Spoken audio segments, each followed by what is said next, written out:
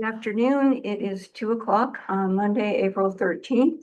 I'm calling the special, excuse me, it's not a special meeting, it's a regular meeting of the Resources and Infrastructure Committee to order. We have a quorum. All 5 of the committee members are here. Just a brief chair report. The 2 items that we reviewed last week went before the board on Thursday. We had a really good presentation from Bill Henry, again for the board, as well as from Clark Easter. And the board approved both of those items that we recommended to the board. Good. CLD? So well, When not was the to one? buy it. We Agreed to the. we received and filed the report and directed staff to see if there's any funding available for it and any other options for brine waste. And then we approved the agreement for the Santa Rosa Creek Stream Bank with Cannon Engineering and directed the general manager to proceed. So, did you have anything you wanted to add to what happened last week? I think you covered it. Okay. Was there any more degradation of the stream bed from this last rain? Do we know?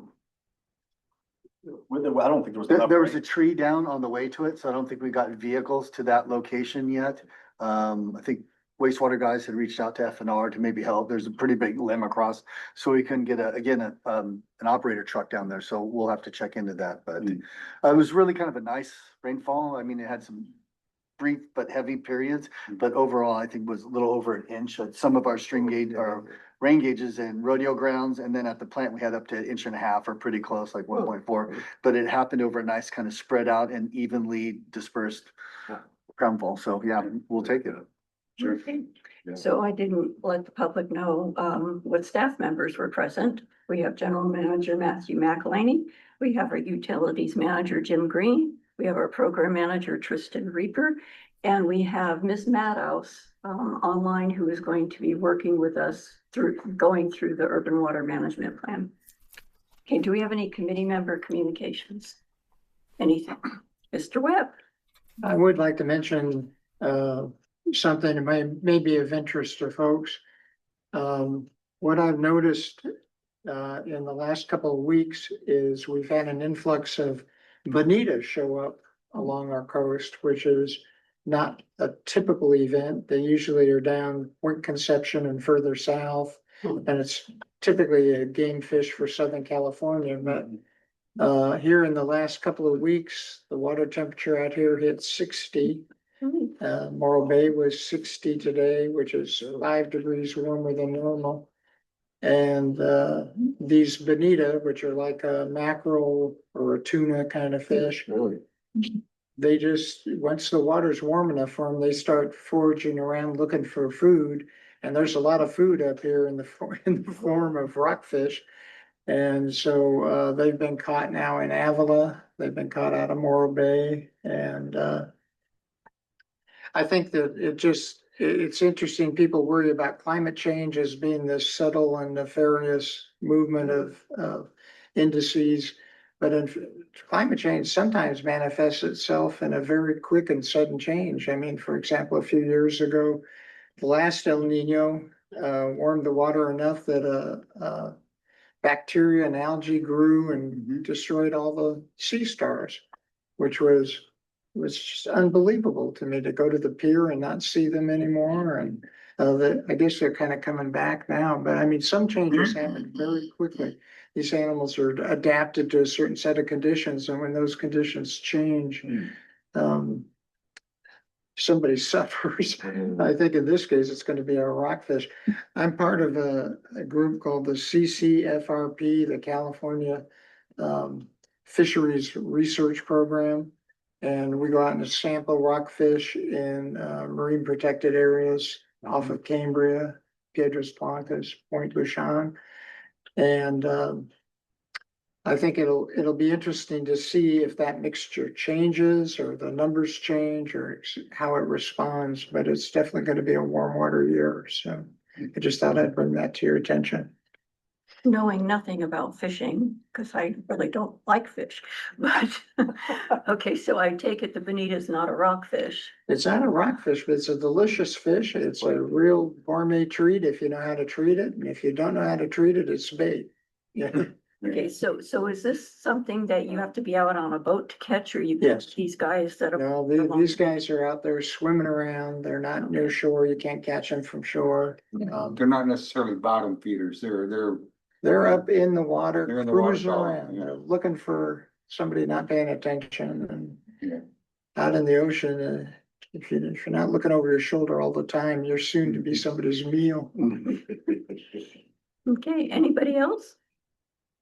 No? Okay, then Mr. Green, you're on for the utilities report. Okay.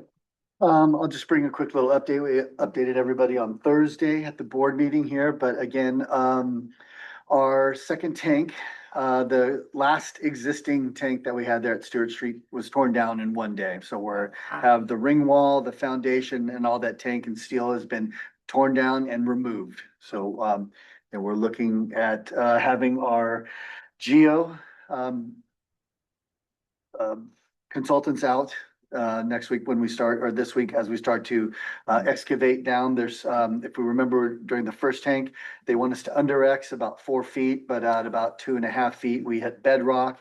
And as you start to kind of try to remove bedrock, it kind of cracks off in bigger chunks and it's nothing smooth. So we have our geo consultants out this week with our demolition crew or our GC Hartzell, our general construction out there to kind of see where it's at and the mitigation we're going to do for that this time. So when this took place last time with the tank, it was about a week process where we had to stop and kind of get with our consultants and kind of coordinate a game plan going ahead for that was kind of a change of plans as far as the underground specs. So that's going there at Stewart Street tanks. We are off to gangbuster start on our Santa Rosa Stream Bank rehabilitation program after receiving our 5 yes votes on Thursday. We actually have a kickoff meeting tomorrow with our new consultant for that, Cannon, and we'll get that project going. In the meantime, Mr. Reaper and I put together an RFP for the Santa Rosa Well 4 Road. That's the Coast Union School where we got to do that 700 lineal feet of base fencing around what is now our piece of property there. That is the Well 4, Santa Rosa Well 4 area. Other than that, we're looking to schedule also our transmission line and wastewater effluent line meeting with state parks. And that's again, Cannon's hydraulic group working on that with us collaboratively. And we just have that one right of entry permit to get with state parks. We do have our encroachment permit with Caltrans. And so we'll be looking on forwarding that. And that's really the most immediate project updates. And Mr. Ripper, did you want to touch on anything else? Just the Santa River Creek Insular Flow Study. I'm not sure if we mentioned this during the utilities report or not, but Stillwater was out. And in Santa Rosa Creek, the week of the April 1st, looking at for the mid-flow survey. They were out there with about 4 CFS. They were hoping that it would get up a little higher during this rain event so they could do the high flow survey, but I don't think that materialized. So quick update on that. Because the water didn't come up or because Okay, yeah, they because the weren't water. available? No, I mean, I live in town, so I was driving over that bridge a couple times over the weekend and it didn't look like the water. was Anything up. happened? Maybe half a CFS, Yeah. but not the CFS increase they were looking at. Again, they got that medium to low flow at those intersects. And they're looking at that higher flow, which Yeah. that storm just didn't produce that volume. The higher flow like 12 to 15, so they need like 3 times the Yeah. flow that was in the pipe. We just didn't reap that, yield that from this storm, but they did send us a great picture of a steelhead that they found. They did. Yeah, probably a good 20 inch or so. Oh, nice. Yeah. Okay, anybody have any questions for Mr. Green or Mr. Reaper? No? Okay, do we have any public comment on the utility department manager's report? This is just on his report. I don't see any hands up. Okay, so now we're going to take public comment on items not on the agenda, but under the purview of the R&I committee. So are there any public comments not related to current agenda items? I don't see any hands up. Okay, let's go ahead and move to the consent agenda. So first, we're going to look at the February 2nd, 2026 special meeting minutes. Does anybody have any corrections, edits needed for the February 2nd minutes? I know it was a while back, but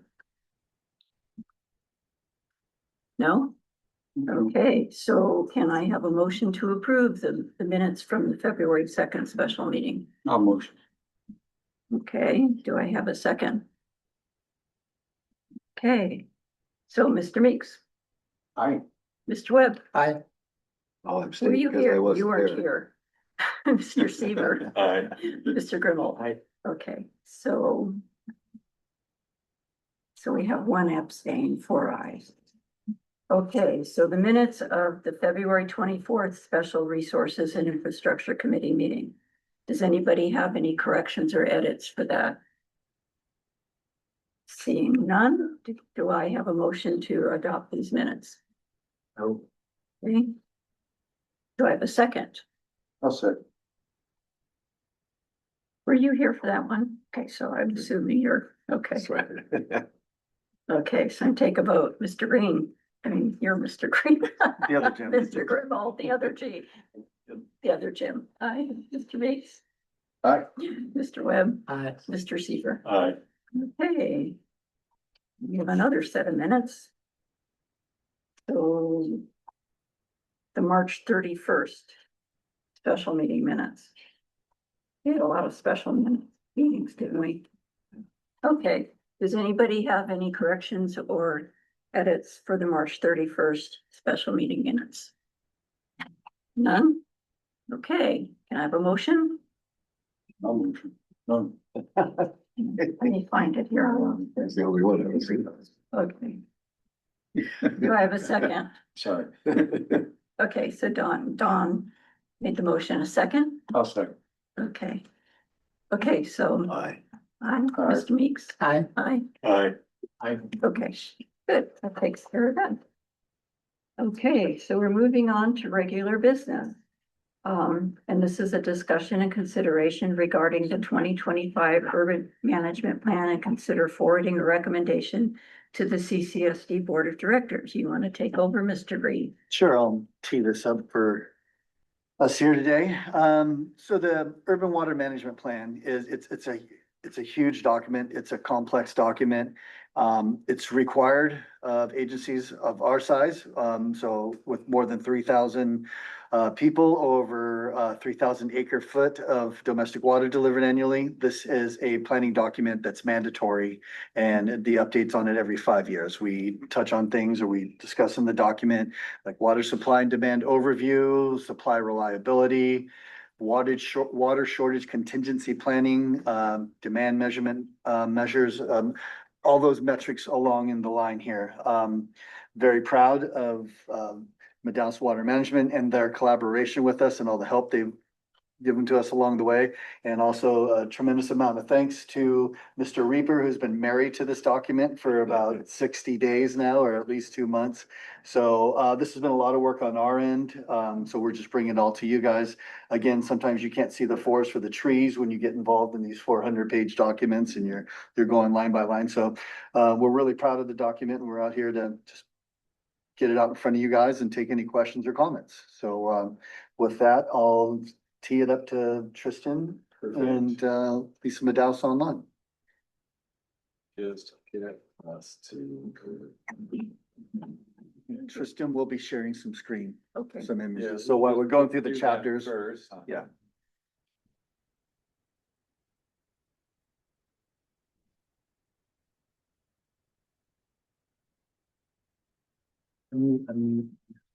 She wants to chime in.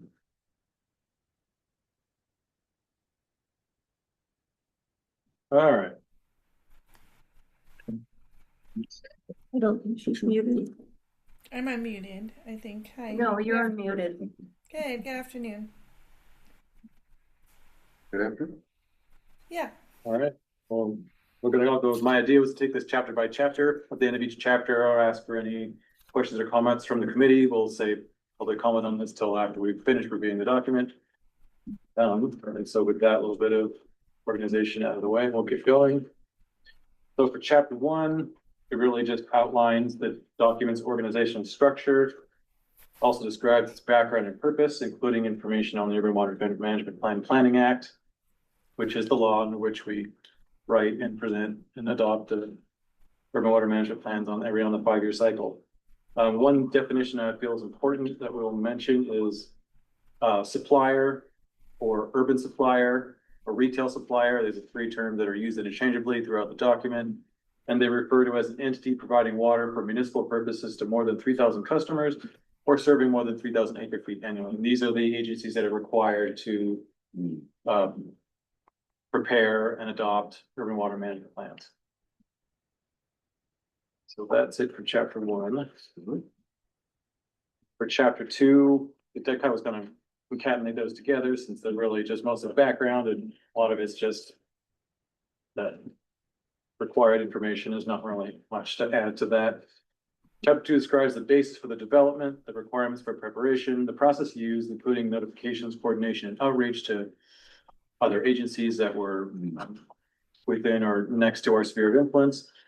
Any regional planning involved, and the type of, and even some things as basic as the type of year, calendar versus fiscal, and units of measure. In our case, we're using calendar years and acre feet as our measurement to volume. And then another definition, this is for public water distribution system or public water system. It is a water system that provides drinking water for human consumption, and all public water systems are given a unique ID. Ours is California CA 4010014. And then the State Water Board Division of Drinking Water, or DDW for short, regulates these systems. And then the actual definition is a system for the provision of water for human consumption through pipes or other constructed conveyances that has 15 or more service connections or regularly serves at least 25 individuals at least 60 days out of the year. So based on this definition, the CSD is a public water system and therefore operates under a supply permit issued by the Division of Drinking Water and is subject to the Urban Water Management Planning Act. Any comments or questions on chapters 1 and 2?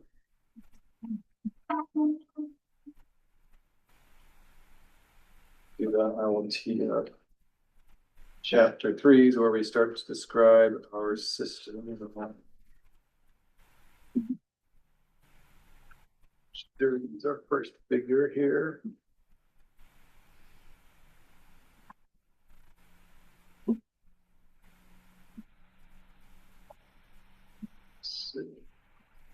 What page are you on? Should be about 30. Yeah, let me go. 30, and this is page 30 of the agenda. That's right. So if you're looking at a physical copy of it, it'll be about 10 pages shorter. So if we're on 30, it'll That's be where on I was 20. trying to catch up here. Yeah, Okay. no, thank you, Mr. Green, for that. So chapter 3 overall, again, we're on page 20 of the Urban Water Management Planning document, page 30 of the agenda packet. I'm going to refer to the agenda packet page numbers throughout this, but just know that the Urban Water Management Plan is 10 pages behind. So chapter 3, the Urban Water Management Plan describes the Cambria Community Services District's water system, the service area, climate. It touches on the projected population and other factors that might affect water management planning, including economic, socioeconomic status of its residents and things like that. It also discusses potential uncertainties such as the impacts of climate change. So the image on figure 3.2 on page 30 is a picture of the CSD's water system. And in this case, it is divided up into the 7 pressure zones that we have in our system. Just to give an overview of our system. And then focusing in on section 3.3 within the document. That is on page, I think, to do the Point 3 page is number, so 31. 31. One thing that's unique to our, because we have such a small system, is that our service area climate and the watershed from which we draw our water from are the same. Other places, that's not necessarily the case. So they have to consider what the climate is in a far off area that their water is in. But here we have this overlap between our service area and our climate. So this section 3.3 kind of describes the climate of our surface area as well as the climate of the watershed from which we draw water. One change we made here was the previous one, there was some rainfall data from an area outside of our service area. We eliminated that because we want to show only rainfall within our service area, which is within the watershed from which we draw water. And the next section we'll look at is section 3.5. And it's such a big document, I'm just highlighting areas that I feel are particularly important that we review. If you've read the document and have any comments on any sections between what we're talking about, when we get to the end of the chapter, please. Yeah, feel free to jump in. And yeah, if you have questions during our review right now, you feel free to jump in as well. So section 3.5 describes the land uses within our service area. And there's an image of that on page 37. It's figure 3.5. This is important because it's the land uses and the planned land, or the land as it's been zoned, that's really going to be the big driver as to the projections and what we're planning in terms of how much water we should plan to be supplying in the future. And again, this is not under the purview of the CCSD. That is the county's responsibility and coordination and collaboration with the Coastal Commission. But we need to plan for being able to fulfill the commitments to the zoning and the land use plan. I think one thing that stood out for me in the area land use map, that the image that kind of jumped out to me was that residential zoning is 57.1% of our community and open space is 28.8. So between residential and open space, that's 90% of our community right there, as far as the footprint. Yeah, exactly. What is that blue area? That's, looks like it's going up Santa Rosa Creek. What is that? That is public facilities. So that's the high school. Oh, that's. All the light blue areas are high schools. There's the grammar school on the eastern edge of town, just by Highway 1. You can see the wastewater plant. You zoom in enough, that's all on there too. Yep. Yeah. Basically, that light blue is like public facilities. So basically, the public facilities that are in our community are the schools. Yeah, there's a dog park in there too. Yeah, the old dog park, that's now the Santa Rosa School House Museum. Oh, yes. I think that wraps up everything I want to say on chapter 3. Don't have any questions or comments or? The questions on the next chapter 4. Perfect. Does Lisa want to chime in on chapters 1 through 3 on anything that we're kind of hustled through those? I just didn't know if you wanted to touch on anything, Lisa. No, I think you touched on we follow the county's land use planning and requirements. So, Okay. And the water code. Yep. No, you did a nice summary, Tristan. Wonderful. All right, chapter 4. So that starts page 38. Just leave up chapter 4. So, felt like the lay description did a good job of kind of talking about what chapter 4 is about. So I'm just going to read it. So chapter 4 describes and quantifies the CCSD's past, current, and projected water uses through 2050, based on available records and things like land use planning. Future water use is based on the CCSD's past and existing water use as of 2025, combined with anticipated growth, new regulations, changing climate conditions, and trends in customer water use behavior. A thorough analysis examined each water use sector and aggregated the results into a comprehensive projection of customer water use. And then accurately tracking and reporting these current water demands enables a supplier to properly analyze and plan the use of its resources. Estimating future demand as accurately as possible enables water agencies to manage their water supply and plan infrastructure investments effectively. Assessments of future growth and related water demand done in coordination with other local planning agencies provide essential information for developing demand projections. The tables in this chapter summarize total current use and projected water use, including recycled water. Table 4.1 and 4.6 prevent the CCSD's actual 2025 water use consumption and projected water demand through 2050 by water use sector. And then so that's the summary of chapter 4, an idea of where we're headed. So we're gonna start with chapter 4.2. Do you have any questions? I had a question if I could. Are we past page 40 yet No, in the presentation? Are we at it? I think we're on 4.2.1. 38. Yeah, 38 and 39. Just a couple pages prior. So 4.2, the actual projected potable water use of various customer types is shown in tables 4.1, 4.2. Wow. It's flying up too close to us, yeah.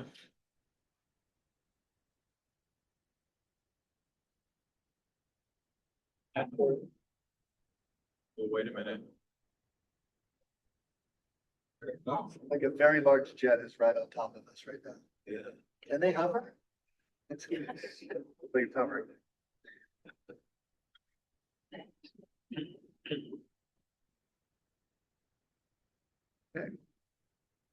Um, So, things you know from this. The actual projected CCSD potable water use of various customer types are shown in tables 142, 43B. The CCSD tracks registered vacation rental homes when used as support proper commercial enterprises. But for the purposes of the use urban water management plan, we've included them as part of single family residential demands. Similarly, the CCSD includes schools, churches, and other non-CCSD related government facilities in the commercial water category. This is something we're going to look on changing in the future, but for this, the way billing data we captured, this is the way it was going to be. Let's see, and then one other note is CCSD does not buy or sell the water to other agencies in the area. And then for the demand analysis, the CCSD reviewed meter data from 2020 through 2025 for its water use sectors. Used the monthly water consumption, water conservation, and information for historical and projected use for its information for historical and projected use analyses. And then based on these analyses, the CCSD describes its historical, current, 2025, and projected water use for its 7 water use sectors, 5-year increments through 2050, shown in table 4.1. In calendar year 2025, the CCSD used a total of 520 acre feet, including non-revenue water. Well, I think I better ask my question because we're now over the language that appeared on page 30 and in the document and page 40 in The agenda. the handout. I wanted to ask about the saline water intrusion barrier. And this is defined as the injection of water into a freshwater aquifer to prevent intrusion of salt water. So it's a fairly familiar concept in Cambria. I wondered, and it says the CCSC does not do that, and therefore it's not applicable. So I was wondering, how do you harmonize that with the notion of perk ponds, where we distribute 480 acre feet of wastewater primarily to keep the ocean at bay? Why doesn't that fall under this I focus on the word injection here. When I was as thinking- opposed to percolation? Right, So injection would be like what you would do with the WRF Right, correct. well, Forcing it in there. right, fresh water. We are not injecting water to prevent seawater. yeah. We're just letting Land it of flying slide. and perking. And so Does it that's, have the same effect? I mean, that would be a groundwater hydrologist question. I'd have to defer to them to.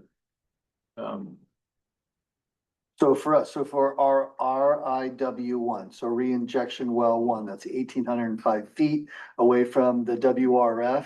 So that again puts it in kind of, it's kind of serving both of these purposes, where we get a little bit of that mounding effect before the aquifer, for the well field is right there. But then 60% of that goes into the aquifer, which is then drawn out and then sent to consumers.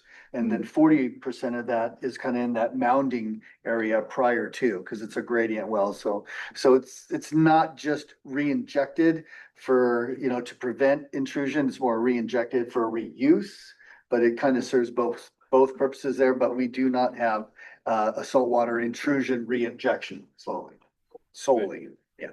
I noticed in several places you guys refer to the Gradient wells, what does that exactly mean? I don't understand. Gradient.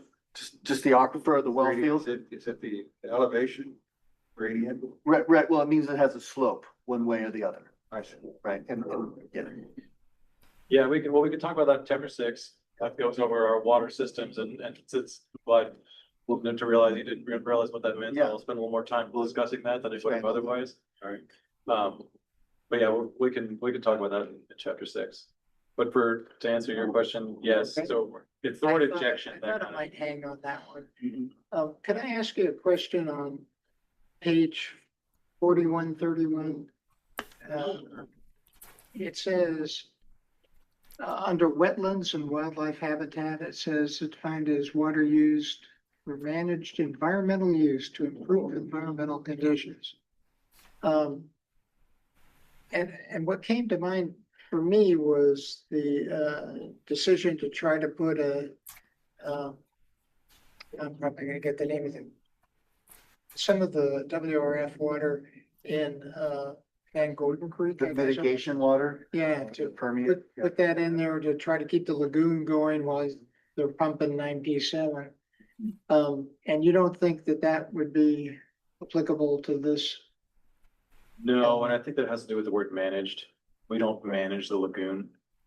We just put water there and just to kind of help out. It's not like, so in the Central Valley, they have the duck hunting clubs that own these parcels of land that are set aside to be wetlands, and oftentimes they have their own water rights.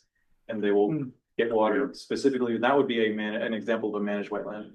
But we don't, and Simeon Lagoon is not a managed wetland under this jurisdiction of the CCSD.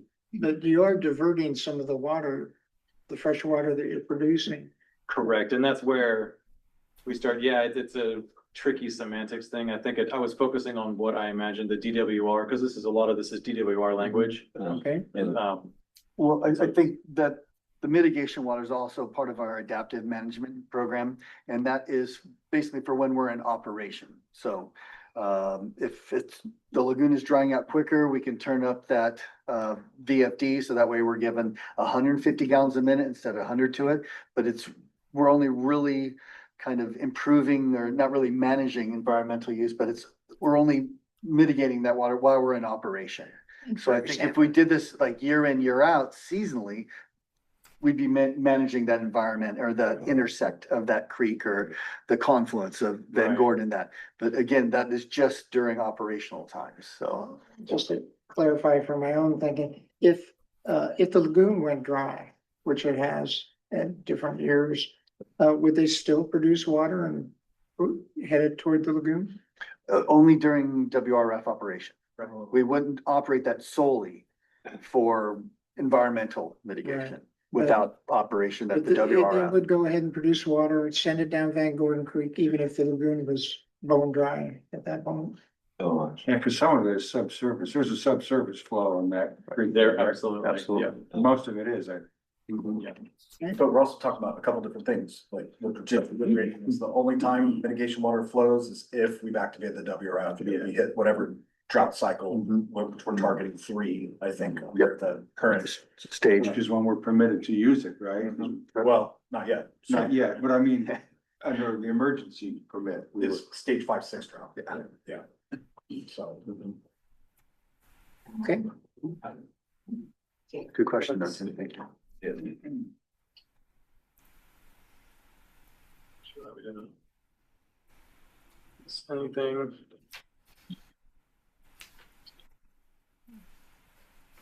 So we're on. That's on kind of agricultural.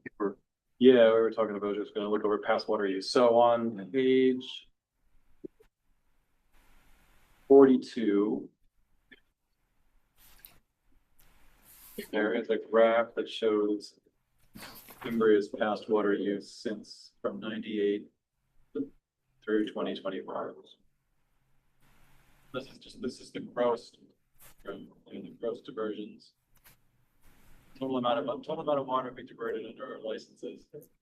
It's under both diversion licenses, Santa Rosa and San Simeon. Just to be clear. Can we ask this helps if she can hear us all, okay, so we know Question. what once Yes. we can. Should I shut the front door? That is just. Wow. That's It's a coming good right to the agenda. walls. Ms. Madhouse, can you hear the conversation okay? Yes, I can. Thank you. Great. The Especially when Jets you were a lean little in. unex- Yeah. That's good. Jets were a little unexpected. Yeah, we've got some Top Gun games going on overhead right now. I can laugh it out. Thank you for your input.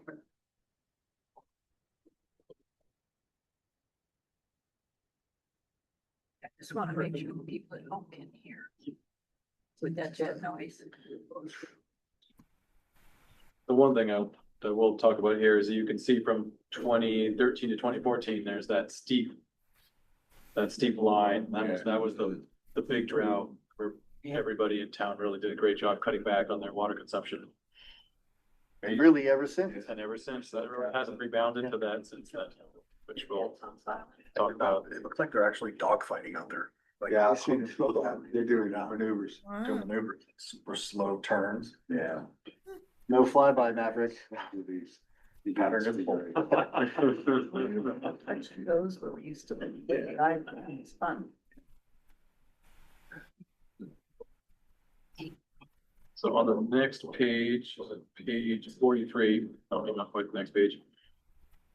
This shows what we're talking about with the demands for non-potable, non-potable water, where we took an average of 2020 to 2025 to generate these numbers.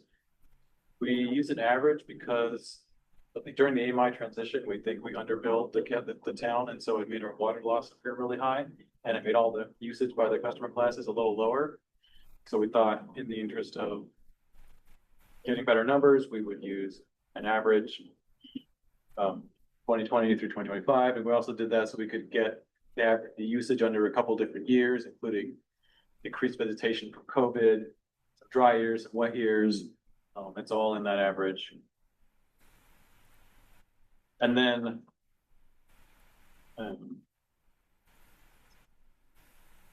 and two more things on this. So one is, if you notice, we use the 2025 water loss number, which, sorry, this is the 2025 actual water use. I take all that back. This is what we actually use in 2025. So, start again. Yeah. This is the actual billings through the actual customer classes, including the non-revenue water for 2025. And you notice that the distribution system loss is on the high side. That has to do with, we suspect we underbilled people during the AMI transition. So therefore the water has to go somewhere in our accounting system, and it ends up in water loss. Even though it most likely ended up in the customer's You made no faucets. So that no. We did, and then when we looked at the average water loss or averages, it was we chose to reduce that number based on the fact that it usually isn't that high. And so then that was one thing. Then so the other thing that I wanted to bring our attention to here on this table is, if you look at the total, we have 1,002 acre feet, but we know the town didn't actually use that much, and that's because part of the water that's being accounted for is being used twice. Once by the possible customers eating, drinking, washing, cooking, and then it's used again of the 482 acre feet as the non-injected, just the percolated saline water barrier. And so then we end up summing those two up to get the total. So it could be, you got to be make sure you know what you're looking at. Otherwise you might think, well, where's the other 480 acre feet? Yeah. Interesting. The question is whether the person who's looking at this, they'll know that. I hope so, Yeah. that they'll catch that. Well, that's why you have some of the narrative too. Yeah, to explain the To the potable notes. versus Yeah. non-potable. Yeah. And then since this treated wastewater using as a saline barrier is a beneficial use, it's part of our urban water system. Therefore, we wanted to include it in the urban water management plan. So section 4.2.5, the projected water use. We'll go straight to the table on page 45. And this is where we started the projections using an average of 2020 to 2025 as our basis. Because we didn't feel like the 2025 actual numbers were entirely representative of the consumption over the last, or representative enough to use as a basis for a projection. So we wanted to use an average, so we did. Like going back to what I said before, it was nice that that average that we're using for our projection included dry years, wet years, COVID years, non-COVID years. It was kind of all in there. Just wondering if you could help me sort out all the language here in footnote number 2 on page 45. And it says, and I think I understand why, in subsequent years, the volume of wastewater collected from the service area is estimated to grow 1% a year, which is in line with your projections for adding houses or whatever your growth you've got there. Because 1% per year in water consumption due to population growth and the assumption that inflow and infiltration will remain constant. All wastewater collected is used as a seawater intrusion barrier via the existing wastewater percolation pond system, which is no surprise, right? But I guess I am still struggling with the fact that because that's our water now, and we're going to make fresh water out of it, I hope, through a WRF if we have to turn that on. I mean, it seems, well,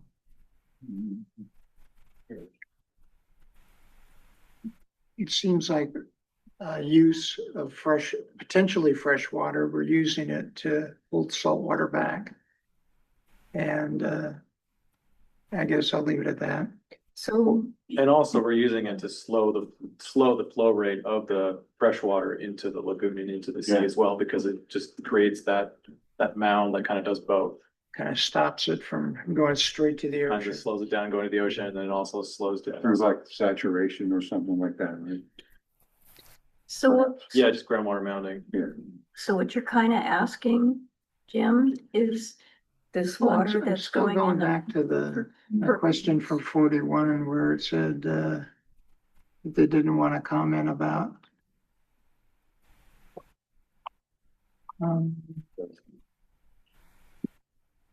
That why you limit how much water you can run through the WRF, because you have to have so much water go into the percolation area. Yeah, you wouldn't want to take 100% of our treated wastewater and pump it directly to the WRF, because you do still need that mounding effect that you get by percolating through there. Okay. And Mr. Reaper's right. So the more mound you have, the less of that upstream freshwater that you have going straight out to the ocean. So that's kind of what that's kind of blocking during this period. And then for us. the theory is that operation of the WRF will reconstruct a freshwater mound of its own from injected water. Absolutely. Correct, yeah. Okay.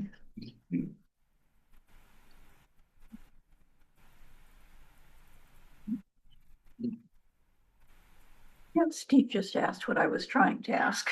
Thank you, Steve.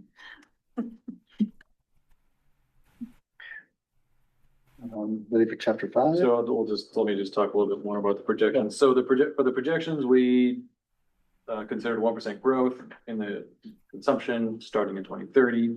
Again, keep in mind that this year water management plan, and I'm talking mostly to the general public who are listening, is intended to account for and plan for water use within the CSD service area, water use patterns that are then reflective of the land use patterns that are in the LCP and in the planning documents that we don't really have control over.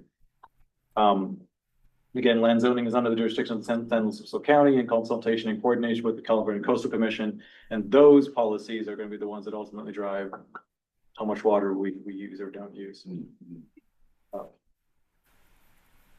And these are And again, standardized tables from the Department of Water Resources. So we don't the use types or drop downs. Like we pick these and we try and fit. That's why you see so much narrative under the tables. And just to the right, these are standardized tables. So when you see them all formatted this way, we are giving figures and documents to kind of back up what we're putting in the tables and defining. But these are expected, and we turn in this plan plus the Excel table. So just they get matched, they get inserted, they get explained, and so you're asking good questions. And if you note in the upper right, like even DWR is tagging the water code section that we're addressing. So just to make sure we're all on the same page, and we just do our utmost to like define what the basis is, and it's very common to average years and just make a realistic baseline for your water system and the community that we would expect. So this is just wanted to add that when you see things crop up with titles or names, we're doing our best to the dark blue columns are kind of fixed for us, and the acre feet, we get to pick units, but these are their expected tables to be populated. So I just want to make sure we're on this. And then we do get control over the additional description, and we get control over the notes in these tables. So Thank you.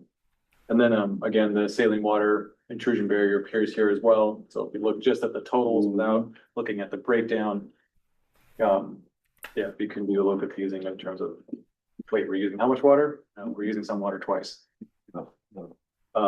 And then a final note for this table was the water loss number. Again, it doesn't match the previous table because the water loss number in 25 was so high, we opted to use an average from 2020 through 2025 instead, just because we figure that that number is an anomaly. And we also, speaking for the system in general at this point, didn't experience any leaks, large leaks or anything else in 2025 that would kind of validate that high water loss number. Like if we'd had a main break and lost, like 4 or 5, 6 acre feet, then we could say, okay, well, maybe this water loss number is more accurate than we thought. But we didn't have any more leaks, even small ones, than we do in a normal year. So we can kind of go back and figure, well, then the water loss number is probably too high. In fact, it was kind of the opposite. We introduced Astera in our first boots on the ground. We found 2 leaks that hadn't been surfacing, that were subsurface, that the total of those were about 2.5 acre feet. If you were to calculate for running over a year's period, that's about 2.5 acre feet for those 2 leaks. So yeah, we were trying to go the opposite way with water loss, but the AMI integration was difficult because there was 2 different systems. So the Badger was new, very new to us, because it was completely different than our Badger AMR system. So again, we're still working internally, finance and utilities on, narrowing down the last, probably, I think we're down to like 50 or 80. And so. Is this the ION? Yes, yeah, that's the customer portal. What is the stat? Like I have it, I use it, I look at it, I find it very handy, but I haven't heard anything about it. I've asked a couple of people that knew nothing about it. Has it just not been rolled out to the general public yet, or? Oh, no, we've had full rollout for over 6 months now, at least. Are people participating? Are they looking at it? Yes, yes, very much so. If that might be our next R&I topic, and we can just give a little 101 on ion water for everybody. Again, there's 84 meters that are out there in the system that just don't get AT&T or Verizon cellular coverage. So they're back in our AMR. And that's our radio reads when we drive around. So during drought periods, or when you could receive punitive damage for excessive water use and stuff, we'll see those trucks roll out and get those radio read monthly. Because obviously AMI, we can read whenever we want, however we want. So yeah, you'll see a truck deployed for those 84 once a month, if and when we get into that drought stage level. And we'll talk about that more in chapter 8. Yep. And we did do several community blast outs on ion water. So, Yeah. We put it out there. And did a But- presentation at RMI, remember, and also did a presentation at a board meeting. But maybe it's time to think about increasing the public outreach a little more. Well, it's been deployed, and obviously now everyone has it, so we'll revisit that. We'll It's just give it a pretty quick. easy to work with too. It's fantastic. You can set your own metrics, so if you want, to be alerted when you're losing 1 gallon, a minute, or, an hour or whatever, and you can set all these different timelines where if you're gonna have like a water softener regen, and that takes 30 minutes. So you can have it blocked off during a certain period of time. That way it doesn't alert you or alert us here at the district of water loss. So yeah, there's a ton of different ways you can kind of tweak that into your own operating scenario. So yeah, we cover that coming up. Sorry. No, go a second. That's totally fine. We'll talk about that in all that and more in coming in chapter 8. I was gonna say to say before too, we'll talk one more thing about the distribution system loss. Another reason we were keeping it constant was the amount we lose isn't dependent on how much water we deliver to the customers. Even if we delivered 50 acre-feet a year, we'd still have the same amount of water loss because the pipes just leak. Similarly, the development we're projecting is all infill. It's all connecting to our existing system. There's no system expansion going on, so therefore we don't expect water loss to increase because we're increasing pipe mileage. So that's the other reason we're gonna continue with our aggressive leak identification and repair program. So that's also a goal to keep that number as low as possible. All right, so, and the last thing I want to talk about in chapter 4 was the climate change considerations. And that was section 4.4. The RCP. And this There's was- also a separate water loss reporting that your team does there as staff. So they turn in a water system audit. That information is there, and you're within the compliance of that. So just a reminder that there is strong goals and being met. So Yeah, in section 4.3. So just Well, speaking of wireless, I don't remember exactly where I saw it, but I saw it somewhere in the report. You had a chart on there of evaporation. Yes. EOP or EPO. yeah, evapotranspiration. And it didn't really explain what the acronym meant. So I had to go back. It's just a point of readability to the person who's reading it. Maybe the person who reads it knows exactly what that means. I didn't, so I had to go back and look at that acronym. And then that's really important because it's just a measure of, right, how much do we expect to lose through the evapotranspiration process? We're on the coast, high humidity, Yeah. a lot of foggy days.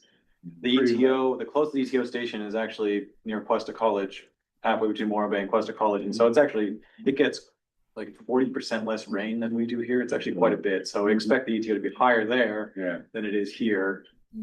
Part of climate change is estimating what do we think the ETO is going to change to in the future. But all that to say, our service area, the ETO is definitely on the lower end due to the high humidity and Another reason why the Title 27 fund wasn't entirely successful. So then for 414, we including climate change considerations. I wanted to highlight it just in case there's any comments on the considerations that we're putting into this document, since it is something we are all thinking about. I don't know, one of the things that struck me is the lack of progress we've made over decades of trying to supply recycled water for any use. I know there's little sections of purple pipe that got put in, and most people have adapted their yards to where they don't need much in the way of potable water. But we've never really had a functioning recycling program, it doesn't seem to me. And I notice in here they talk about trying to wean off some irrigation customers with non-potable water. This is just as good, you can use it, which would be nice, but I mean, to date, am I wrong? Or, I mean, we're just not recycling anything, are we? Right.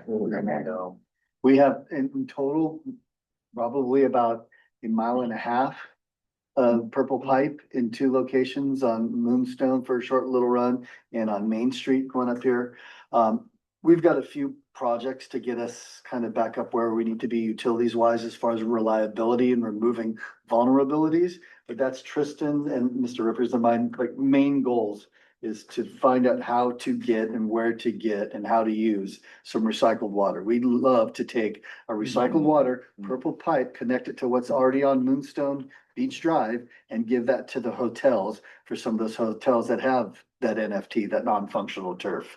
And that we estimate somewhere around 50+ acre feet a year that we could probably take off our potable side. If we could put that in and then give that irrigation piece or that purple pipe irrigation just to the hotels on Moonstone right there. So that's something where it's near and dear to our heart. Yeah.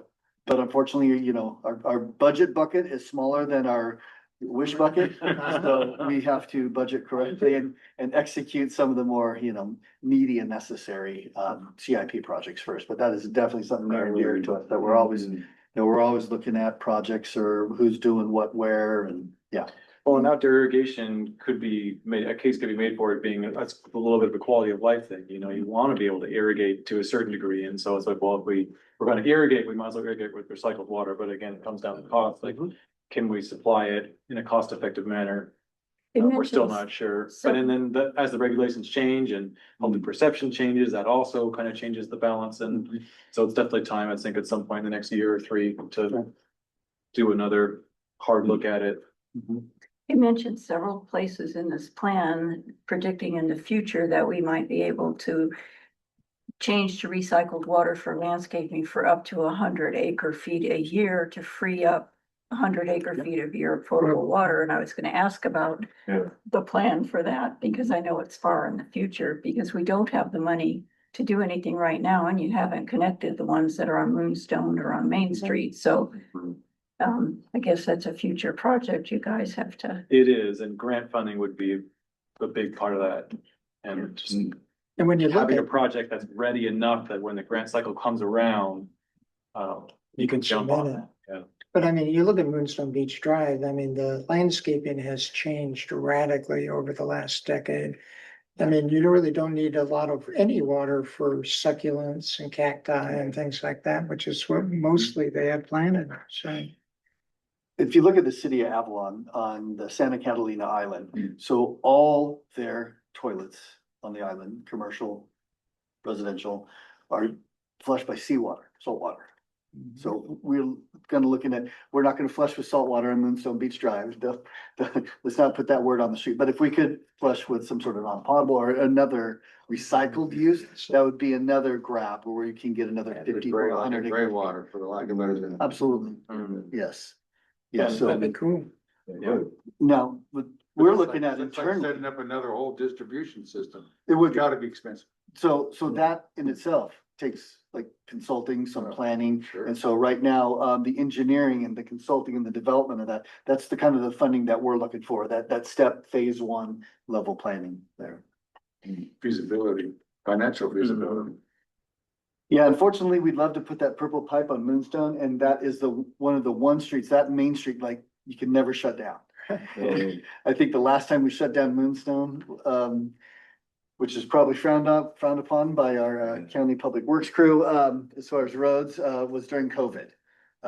We shut that down for a whole day to repair several service lines during that time. And we all know that Moonstone's one of the busier traveled streets. And so, yeah, that would be a huge project. So you'd have to look at feasibility and what other projects you need to do while you're opening up, while you're excavating there on there. Which is why the last stretch of purple pipe that was put in there was put in parallel with the new force main that serves lift station lines. Yeah. Put them in at the same time. The force main goes through there, does it? Yeah, so the purple pipe goes from lift station 9 all the way to the manhole where lift station 9 dumps out at. Okay. I was wondering how that routed, okay. But we digress. Any questions, any more questions or comments on chapter 4? And just a reminder, you have me for another 20 minutes. Okay. If you need me. Yeah. You're doing great. Keep going. Tristan. All right, we'll go to chapter 5. Chapter 5 is gonna take us a while of Yeah, we're less getting than some 5 of the minutes. heavier This one's hitters really now. quick. Yeah. I'm gonna show table 1 on 5 point, or sorry, table 5.1 on page 52. And this is. So the CCSD has met its goal under SB the X7-7, which was the 2020 urban water use objective targets that were set back in, it was a while ago. Can't remember the exact year, but we met that through our I think we would have met that even if we hadn't put any effort toward it, just because of the reduction in consumption that Cambria was working towards, just due to our nature of our water supply. We're not some of these larger cities that have been used to having the water in unlimited quantities, and we then have to cut back onto this. So we were already, so we met that objective. We're showing it that we met that objective. Likewise for the newer urban water use objective. That's table 5.2 on page 853. We also had met that one. That was more focused on residential use. But we've met that one as well, and for similar reasons. And we give a big thanks to the community for conservation. Absolutely. And for the yeah, see that reference to conservation, which began in the 80s. Got a question. What is an INI buffer? What page is that? It's on table 5.2. The actual versus compared urban water use objective. You've got it's like a line item there, and it's just variables and provisions, or variances and provisions, and 20% INI buffer. That is I'll have to look that up and get back to you. It didn't apply to us, so that was where my. It's NA anyway. I just wondering what it was. Lisa, can you speak to the INI? Yeah, that's irrigable but not irrigated, it stands for. And so that's the state has the objective is oversight DWR, effectively water budget, and they looked at what they perceived was irrigated area in your service area and then generating an outdoor landscape budget for you. And if you had to qualify for some variances, like you had enough recycled water, for example, or things like that to get that credit. And so just the CCSD doesn't qualify. That's why you see an NA. And so it's a state defined term, irrigable, but not irrigated. Irritable tonight. Okay, thank you. Yeah, sure. Irritable. No, that's me.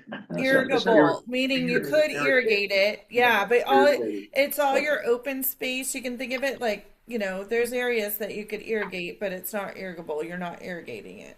So you don't get water budget for it. Exactly. All right. Okay. On to chapter 6. So chapter 6 describes and quantifies the sources of water available in CCSD supply portfolio and the actions anticipated to meet future water demands. The water supply characterization is assessment of CCSD's water supply during a normal year and future projections through 2050. This section characterizes the CCSD system supplies, including purchased or imported water, groundwater, surface water, stormwater, wastewater, recycled water, desalinated water, exchanges or transfers, future water projects, and any climate change impacts on any of those water sources. So I'm going to skip ahead to actually, since Mr. Meeks, well, we can go into the water supply analysis a little bit. So we draw our water from 2 groundwater aquifers, Santa Rosa and San Simeon. We draw about 20% of it from Santa Rosa and the remaining 80 of it from San Simeon.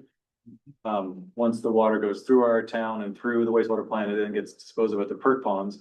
And then the gradient that we refer to, the groundwater gradient, is the difference in groundwater elevation between the 9P7 well at the perk ponds and the potable San Simeon well field, or actually SS4, which is a monitoring well halfway, or about 2/3 of the way from the perk ponds to the San Simeon well field. And then with the goal of we want to keep our wastewater, brackish water away from Yeah, On a well field, the only way to do that is to maintain a positive gradient between the well field and the I understand. percolation. Okay.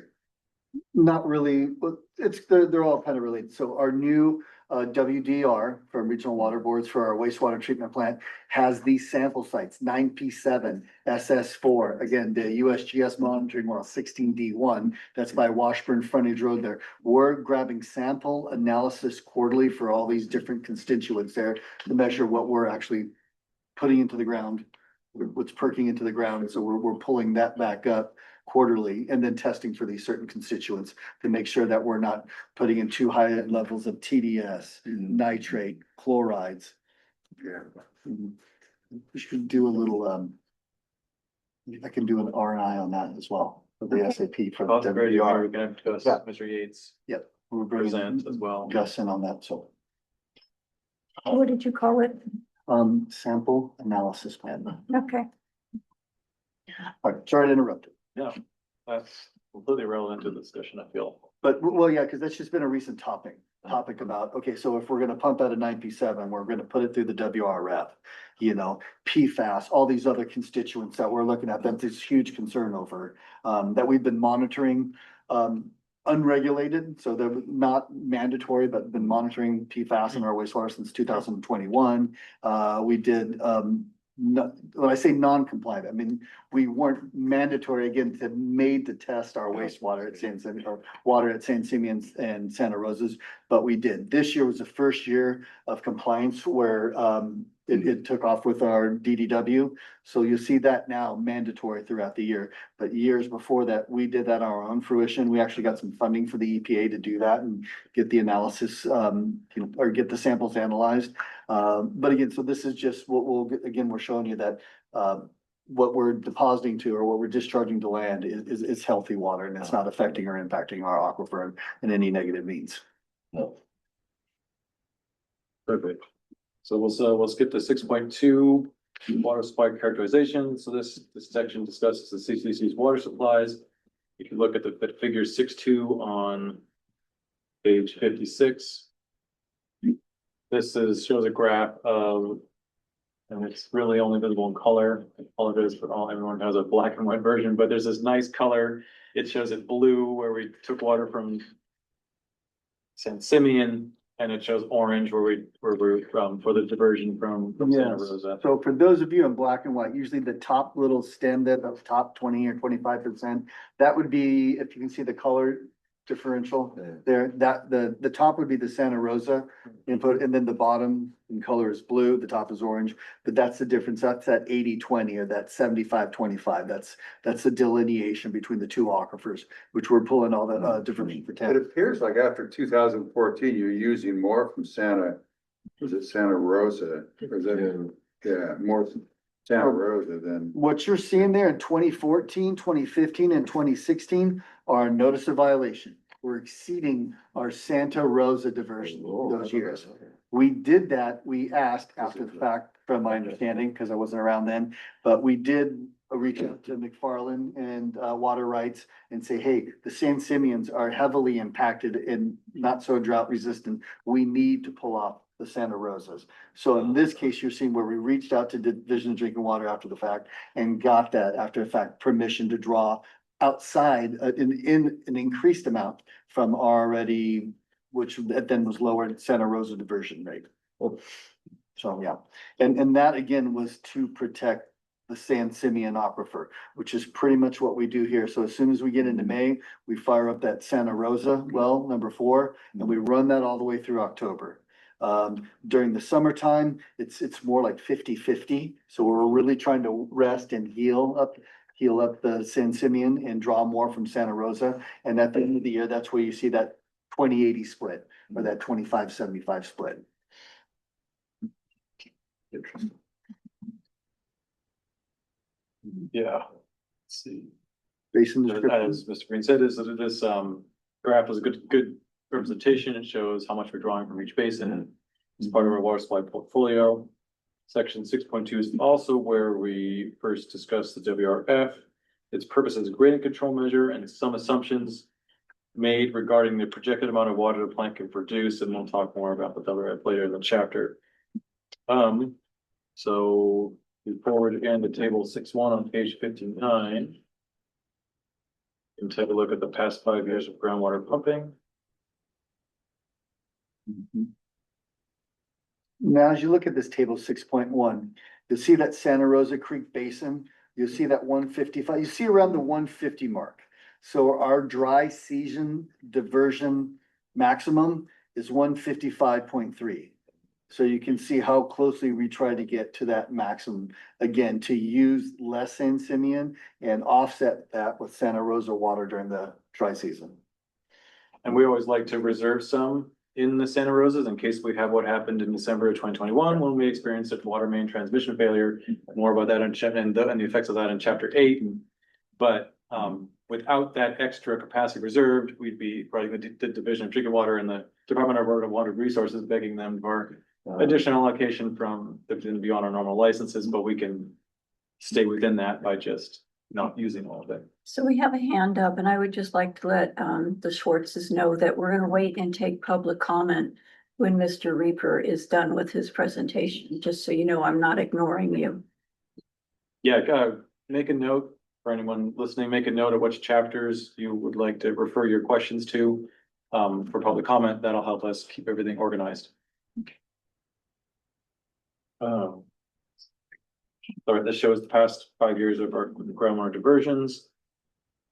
And then moving on to part of the WMP, which we talked about already, was devoted to wastewater and recycled water. We talked about the saline barrier and the water we use for that. On tables 6.2 and 6.3 on page 63, talks more about recycled water, planned recycled water, and current uses of recycled water.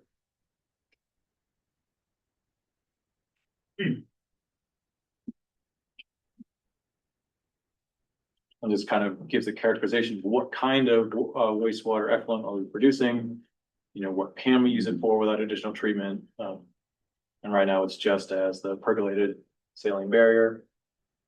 There was a note here that this also includes some amount of inflow and infiltration into the sewer system. It's not just water used by residences.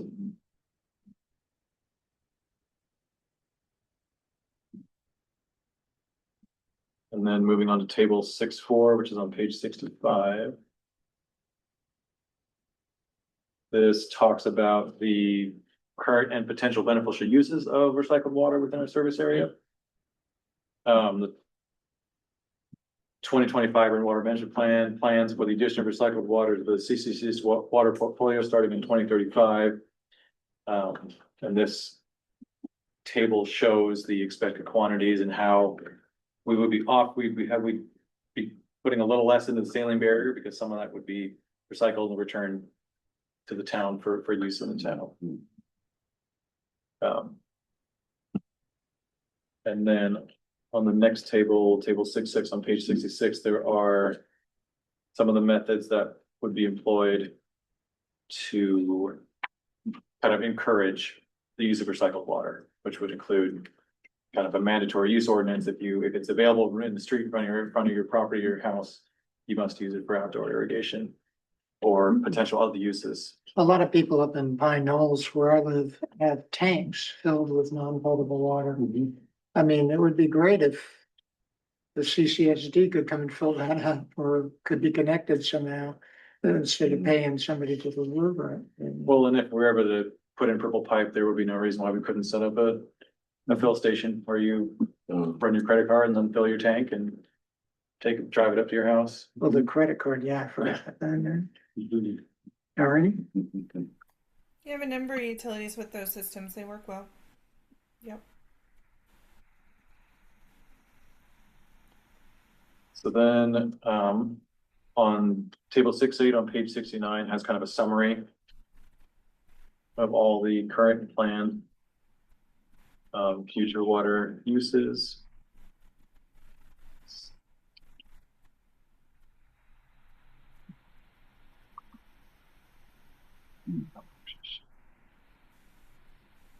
Table 6.8. Oh, 6.8 on. page 69. Yeah, not confusing at all. Now there's a table 6.9 that we're going to talk about in a minute.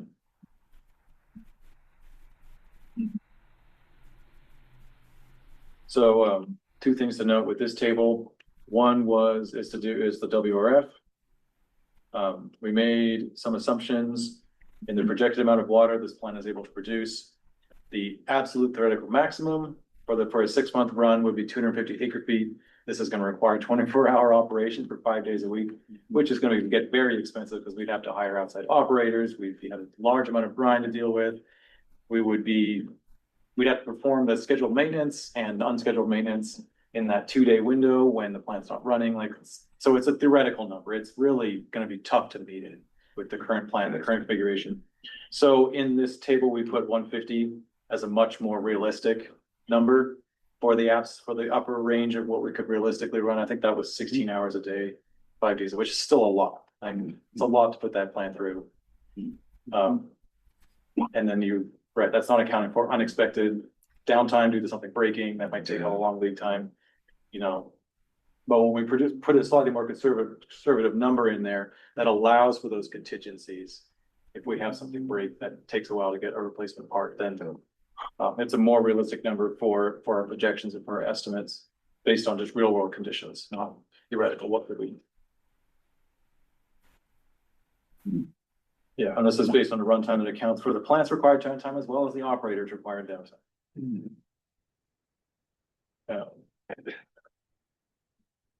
And then the saline water again appears as a use. So when looking at the total, kind of keep that in mind. And so then moving on to projected water supplies, table 6.9 is on page 71. And this kind of does the same thing that we did in chapter 4, where it projects it out for 25 years to 2050, kind of what the expected use. We held the Santa Rosa's constant just because we're expecting every year to use about 150 because we want to save some of that in case we have a major infrastructure failure that forces us to use only the Santa Rosa's. So that's why it appears here as less than the total entitlement we might be able to take, just because for estimation purposes, with the balance taken up by San Simeon, recycled water, and WRF operation. And then again, we want to leave a little contingency for any major event or failure we should have with our infrastructure. And then a saline water barrier appears here as well.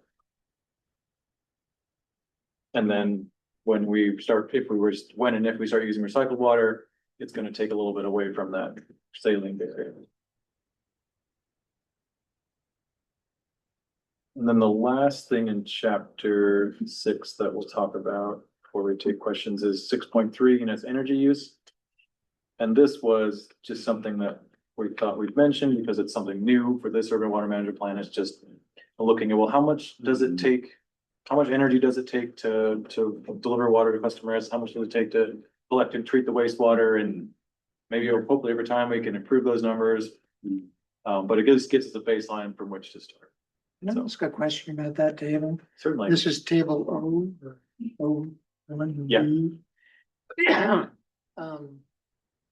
When you got the project description from the zero liquid discharge test project, what did they forecast their electrical use would be, or how did we? I mean, they must have given you some kind of guesstimate of what it would cost to run that thing, and how big I guess I don't have a way of judging how big an impact that would have, except now that I see how much we're using now, it might give us an indication of how expensive it would be to do something like that. Oh, that is a great question. So for when we were filling up this table, they gave us 3 options for this table. There is table O1 or 1A, 1B, and 1C. We chose to use 1B because it was, for our utility, the simplest one to use, which was just the total utility approach, like how much is our entire water system using. But there are other tables where you can do that breakdown. You could say, oh, how much is this sector using? How much is that sector using? How much is, and in a year when we run the WRF quite a bit, if we have to run it quite a bit, that would be something to consider would be to looking at the energy use of our entire water system, including the WRF, through the lens of, well, let's break it down by sector more than just the total utility approach. And So you guys capture that data from your electric meters for all your lift stations? Very good. And then one thing that's not mentioned in the report, but in 2025, we started charging electric vehicles through the wastewater plant meter. And we had not gone back and subtracted out the wastewater vehicle usage from the wastewater plant meter. So it's actually a little bit of an over registration of. Well, is your take that, I mean, you must have some feel for what it would be to implement that process The only, and how much electricity it would use and how much of an impact that would have on you financially. Could you give us some kind of feel for what kind of level we're talking about? And wasn't it part of the report that? Yeah, he gave some KW consumption directly kind of signal to volume. So yeah, we have a number to go off of for that. Yeah, that we haven't extrapolated that out yet to see whether like a 2-month run would cost us or anything yet. Is it a ridiculous number? I mean, or is it? I don't know, I haven't actually read the NAWA report, I have to admit.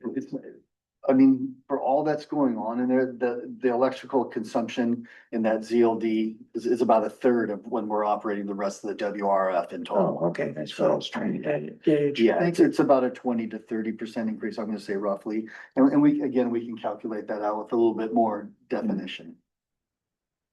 Thank you.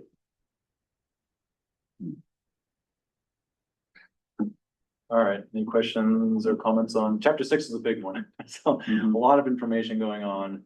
If there was any questions or comments on chapter 6.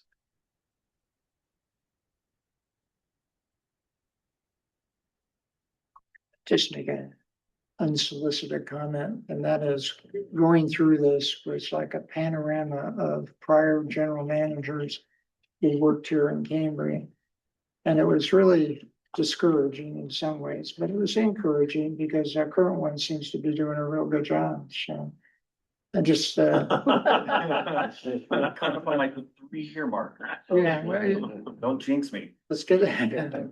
So Jim, I'm with you. You can kind of get a snapshot of where the district was at as a whole, kind of looking back those 10, Yeah. 20. And you see a lot 25 of things years, yeah. that never got done or never got pushed forward and things that weren't completed. I mean, like the Stewart Street tanks. I mean, my God, it's been on the agenda to be done for over 20 years that I've seen it. And you guys, it's a pretty straightforward project, although it's complex and more complex as you get into it, but you guys have done it and stuck with it. And it'll be a great improvement and I'll promise you we'll have it done by August. fine by me. I think we can meet that. It was interesting going through the appendices in the back and seeing the history of everything. Yeah. Yeah. We are actually making progress. Right? That's right. I mean, there are general managers, you can look through the whole document and not find their name. It's all the credits to these guys over there. Yeah, they've worked super hard. We just kept the Yeah. foot, pedal to the metal and. It takes a leader to keep a team together, motivated, and I think you guys are doing a good job. Thank you, Jim. Thank you, Matt, too, as well. But we've had some of the same staff in the same positions prior to our current general manager. And our work ethic or anything wasn't any different, just the ability to kind of cut us loose and give us, a direction and let us cut us loose and, execute that project or that task. I think you're seeing that. And so thanks to the general manager for, giving us the free board to go out and get some leads and come back and say, hey, what do you think? And so, yeah, in previous iterations, that was more discouraged than it is encouraged now. So. Good job. Yeah. I can offer too. So I've been working in San Luis Obispo County since 2000 with my dad and with Cambria on and off since 2011.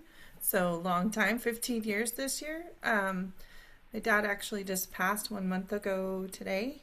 So you've been a long legacy with us, and this is one of the best and most stable I've seen your team, honestly. Really, I mean, everyone's worked hard there, and I've complimented the CSDs before. Like, I feel like CSDs have the hardest charge of being a special district with so much bandwidth needed for so many different aspects of meeting water system, wastewater system, regulation, flood, you name it. Like, so I really just want to compliment this group. I see a lot of agencies, right, and utilities in my role, and I to the credit to the board too. I do an elected leadership that I see has brought nice stability, I think, to your community right now. And I always get these little snapshots, so appreciate this opportunity this time. I'm gonna switch to my phone just to listen in, Jim and Tristan. If you need me, I have a hard copy. You can ping me if you get, a critical question. But I am need to navigate and pick up my daughter was one of the backstops I gave for being on this call for my timing. So I'll be in remote, but ping me to chime in as needed. And it's almost 3:30 and we still have a lot to cover, I think. Yeah, you've got some ground to cover, so I'll be listening in. But yep. Chapter 7 and chapter 8 are the next, and chapter 9. I guess we do it pretty clear. Thank you, Lisa. With that in mind, let's forge on. Chapter 7. So this chapter assesses the reliability of CCSD's water supplies with a specific focus on potential constraints, including water supply availability, water quality, and climate change. The intent of this chapter is to identify any potential constraints that could affect the reliability of CCSD supply during a normal year, a single dry year, and multiple dry year hydrogeological conditions. Conditions. As part of this water supply analysis, the chapter includes a water source reliability and risk assessment of the San Simeon and Santa Rosa basins to understand the effects of short-term and long-term water management decisions. This water supply analysis focuses on characterizing each water asset to assess reliability and risk. The more accurate and detailed this characterization is, the better prepared the CCSD will manage its water assets, assess supply reliability, performance drought risk assessment, or DRA for short, and prepare and implement its water source contingency plan. In addition to the long-term reliability assessment, this chapter presents the drought risk assessment to evaluate the CCSD supply risks during severe drought lasting the next 5 consecutive years. So, all that in mind. First thing we'll look at is figure 7.3 on page 81.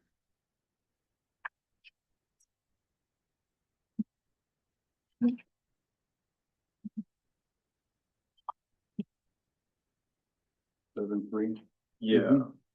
Length of dry season. Yeah. So this is the length of dry season. This shows us where we have kind of chosen our consecutive dry year snapshot, as well as our single dry year snapshot. For the consecutive dry years, we focused on the dry period 2012 to 2016, and then for the single dry year, it was 2021. Was our single dry year. You can see, I think the blue line, which is, it's hard to see, it's blue underneath that yellow under the consecutive dry years, but the blue line is the length of the dry season. And this is the length of the Department of Water Resources dry season, which is when the flow ceases at, we're going to call it Palmer Flats with quotes, because that just happens to be its nearest geographical reference. The actual Palmer Flats is defined in our water rights licenses. It has a coordinate system. Right. It's right near the spot where San Simeon Creek Road crosses, San Simeon Creek, up near the area known as Palmer Flats. So we like to make that distinction because there's some people who argue about where Palmer Flats is located. So this is a long and lat line provided us by the engineers at the Division of Drinking Water. We just call it Palmer Flats. 30 years ago, you may have called Palmer Flats, something a quarter mile up or downstream. But for all intensive purposes, it's a longitude, latitude based single location that we call Palmer Flats. Right, and so for the DWR defines the dry season in the San Simeon Basin as the date that the flow ceases at that location until October 31st, not until the flow resumes. So we kind of in our water supply kind of internal to CSD water supply analysis, look at, well, what's the effects of that extra little bit of dry season between the 31st and when the creek actually flows and our aquifers actually recharge. So we keep track of both. But the figures on this graph are the DWR's dry season, which is gonna be on average about 30 days shorter than the one that we keep track of as well.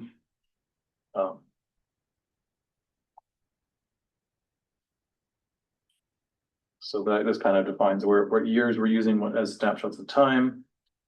Then on table 7.2 on page 84. We have the normal year supply and demand comparison.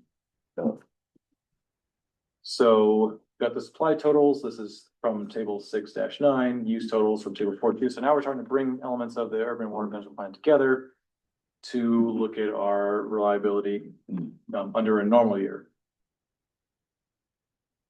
And one thing you'll notice is that our supply equals our use. We were thinking about retitling the word use to demand, because I think it might be a little more accurate in terms of kind of what's going on. But they equal each other, and they equal each other for the reason that we are not going to be extracting any water that we cannot put to use. So we don't, and anything beyond that is kind of, for the purposes of urban water management, is irrelevant. I mean, it's great, the environment's going to appreciate there being extra water in the, but for our purposes, we're only going to put to use what we actually extract. And then it's a question of, well, under normal years, can we extract that amount? And the answer is yes, we can. Is this phone number on here, Ms. Madhouse? And if it is, can we have our? Yeah, she's the 96 Okay, Yeah, will that's you right. Move her back over to, panelist. yeah, panelist, Machines. because otherwise she won't be able to just pipe in. Thank you. So then there's some notes on that table that kind of speak to that, and then speak to the other inputs that went into these numbers from the previous tables. And getting 100 acre feet of recycled water by 2035. Yeah. Gotta make a goal 10 years. in years. I Almost. think we can do it. I think we can do it this time. And then again, we've included the water for the saline barrier as well as the potable uses, so that's why the number looks higher. We might be familiar with from the utility reports. And then for the single dry years, this was looking at 2021. Supply and demand comparison. Is that clear to everybody what we're using 2021? When we first started looking at this, I think Tristan and I, especially myself, were like, I don't remember 2021 being that dry. Yeah. But it was, and our consumption was up. So this is showing you how higher consumption, less rainfall, less precipitation, less recharge, it's showing what kind of impact that does. That's why we chose that as that single year, because we kind of had that double hit there with. Well, and then one thing that was unique about 2021 that we looked at during our annual water supply and demand assessment, which is coming forward very soon, is that in 2021, we got half of our annual rainfall in a single storm over 36 hours. So in other words, of that 12 inches, we soaked in the ground maybe 5, 4. Yeah, half of it was usable. And the other half just all around. went right out to the ocean. And so when you take away that extra amount that you could argue that we never captured, didn't have the chance to soak in, the amount goes down quite dramatically. Yeah. So that was another reason why we chose it and also if these more intense storms become the norm, then it's a little bit better of an estimation of what's might happen in the future. So yeah, so single year table 6.7.3, it's on page 84? 85. All right. Gotcha. And then again, it shows the same numbers as the other one, just because again, we're not gonna pump more than we need. And a lot of these numbers are based on averages from previous tables and. And again, we couldn't pump more than we need. We can't pump to storage or divert to storage again. It's just not in our permit. Well, and we don't have a whole lot of room available for additional conservation. Our demand's pretty hard. We've already, a lot of the conservation low hanging fruit's been picked, so to speak. So we wanted to analyze like, okay, under normal year conditions, we expect to have this much. Under dry year conditions, well, let's expect the consumption to really not change very much. Can we still meet our demand? Oh, I see. And the answer here is yeah, and especially with the notes where it talks about WRF is available to make up any shortfall, so we can actually extract the amount we need for the town that year. Yeah. So then table 7.4 on page 6, the next one shows the multiple dry years, supply and demand. And it's a similar story here where we're only gonna pump what we need, and we can show that we have that supply during those dry years, even under multiple dry year scenario, especially with the WRF doing what it was designed to do, which was have graded control with some manner of backing up the potable water supply with. Augmentation. Yes, so I hesitate to use that word, but that's, yeah, a heavy drought stage augmentation.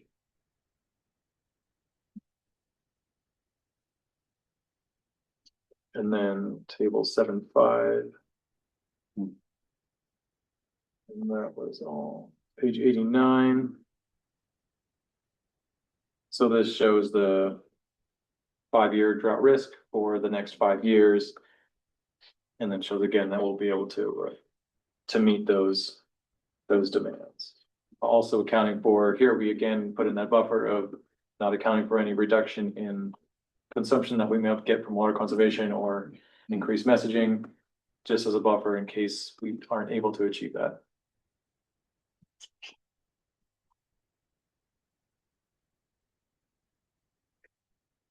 And that is all I have on chapter 7. Another, yeah.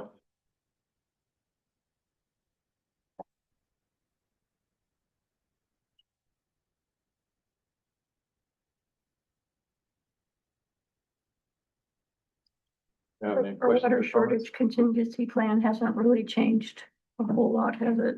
It looks like it's And that'll the be same, chapter same 8. as, yeah, it's the same as what we've been following for a long time. Yeah, at least the last 5 years. Yeah. Absolutely. Any questions or comments on chapter 7?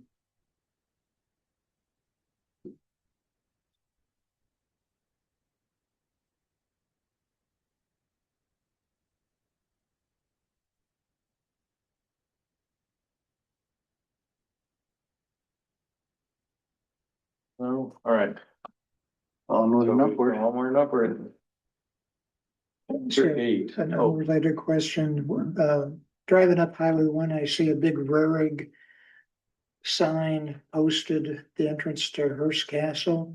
They're a commercial construction group. Do you know what project they're working on up there?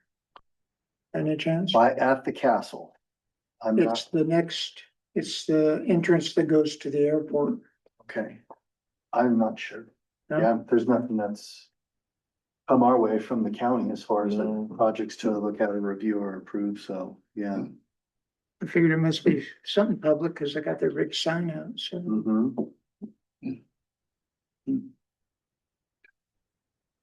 Maybe they're building a wastewater treatment facility. Okay, sorry. It's about time, Just trying to make light.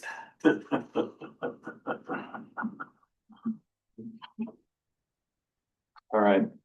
Great. Water shortage contingency plan. So for this one, I'll read the description, then I'll talk a little bit about it. So this chapter describes the CCSD's water shortage contingency plan, or WSCP for short, including the shortage stages and shortage response actions. California Water Code Section 106.32 requires every supplier that serves more than 3,000 acre feet per year or has more than 3,000 connections to prepare and adopt a standalone water shortage contingency plan as part of its urban water management plan. WSCP is required to allow suppliers to plan for a greater than 50% for supply shortage and use. They need to be updated every 5 years. We're going to be updating ours alongside the urban water management plan. Water shortage contingency planning is a strategic planning process in which the CCSD engages to prepare for and respond to water shortages which occur when available water supply is insufficient to meet normally expected customer water use. A shortage may occur due to a number of reasons, such as water supply quality changes, climate change, drought, and a catastrophic event, such as an earthquake or a flood. That's what almost happened in 2023. CCSD's WSCP provides real-time water supply availability assessments and structured steps designed to respond to actual conditions. This level of detailed planning and preparation will help maintain reliable supplies and reduce the impacts of supply interruptions. This WSCP is due to be updated based on new requirements every 5 years and will be adopted as a current update for submission to the California DWR by July 1st, 2026. So for this one, I want to talk a little bit more about its purpose. And this is where I think it's important to realize that there could be multiple reasons why we might not be able to meet our water the demand, and one of those is long range. In Cambria, we've been focused so long on like long range. What's happening to our aquifers? What's the long range? But there's also a short term impacts as well, like what happened in 2021 when the transmission main failed. Thank goodness it was the wintertime, not the summertime. That would have made a big difference. But if it had been the summertime, it would have been immediate stage 5, not run the WRF because it's not a WRF problem. It's a infrastructure between the well fields problem.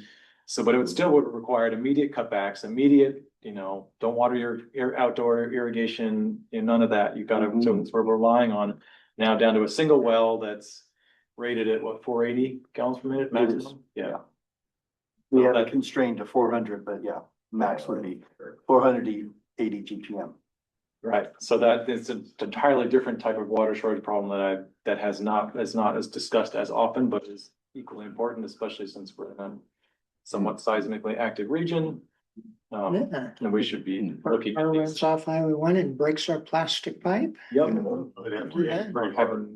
This stuff's pretty tough. Yeah. But so that's part of what this water shortage contingency plan is for those events as well as droughts, which is the one we're much more with. Which in 2021, another good reason why we had a contingency for Santa Rosa, so we could run it for that month plus. Yeah. While we were getting parts, making contract and agreement negotiations, and then, installing it again as well. Yeah. Right. And it talks a little bit more about these natural or man-made catastrophic contingencies or emergencies that might result in a short-term water system constraint. That's 8.1. One thing I noticed is that we have a numbering issue in chapter 8. We have 2 8.1s, so we're gonna have to fix that in the final draft. Discovered that when going through it, preparing for this presentation. So the next section we'll focus on is section 8.3, shortage response actions. And then for this one, so we have a number of short response actions available to us depending upon what is causing our shortage. 8.3.1 talks about supply augmentation, which we're considering changing that word. And this was really about the WRF and how we use that to kind of make up our so our supply can equal demand during drought conditions. And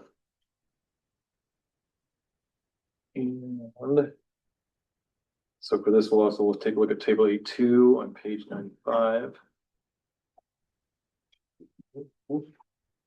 And so this would be for conditions when we need to augment. So when augmenting supply would make sense in terms of like alleviating the water shortage.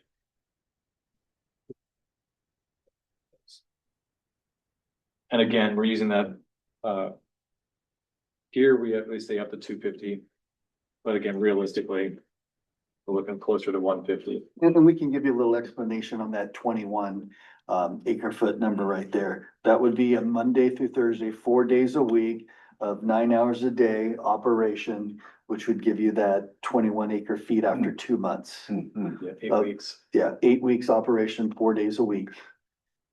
So this doesn't take any additional hiring or operator scheduling because we're working in that 9 hour time frame for that Monday through Thursday. And this would be the yield we get for that 60 day. And it doesn't really make sense to run it less than that because there's such a massive reporting requirement for indirect potable reuse.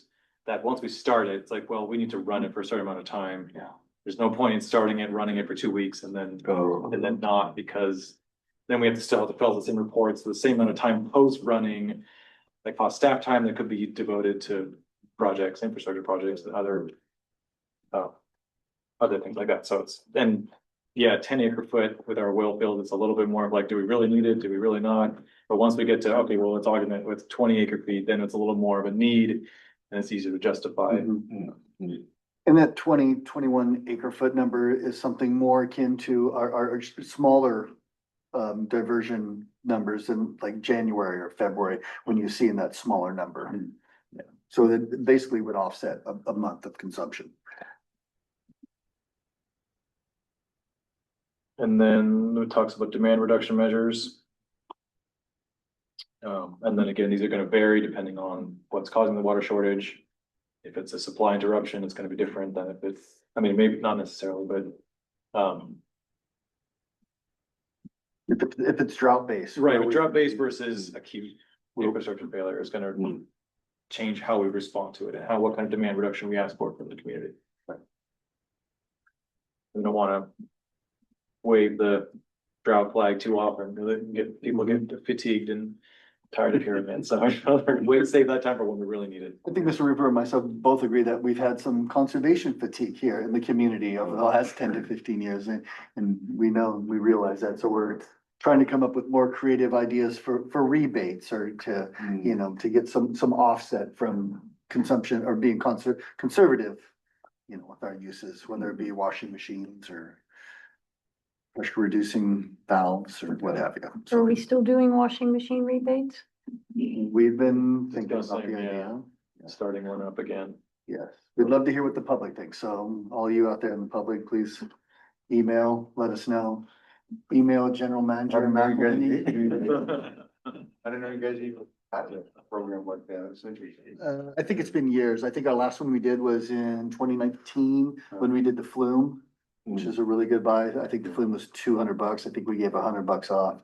So that's something that we work directly with the flume manufacturers for. And yeah, that'd be something similar we do with like the pressure reducing valve or the PRV that we do with Wilkins or something. We'd look for a vendor to kind of help give us that offset that would give us that discount directly back to the consumer. And are we still gonna be going over that in a future meeting? Mhm. Okay, we used to get toilet rebates too, didn't we? I think we've run out of toilets to Flow. rebate on that. Again, yeah, I think Issue. we've exhausted that. That's why. No, I meant, I said we did in the Yeah, past. we did. Yeah, like they have an even lower flow. I think they went from 1.28 to like a 1.20 now or something. And that's really enough. Yeah, not enough juice to squeeze for us to provide a rebate. You're not gonna get enough return on your water dollar. So on table 8.3, we have a bunch of actions. It's table 8.3 is on page 96 through 100. It's 4 page long table. So this describes at a particular shortage level, what demand reduction actions we're gonna call for, what estimated percentage we think that particular demand reduction is gonna save, and then if there's any additional explanation, like a municipal code we're referencing, or a method of communication or outreach.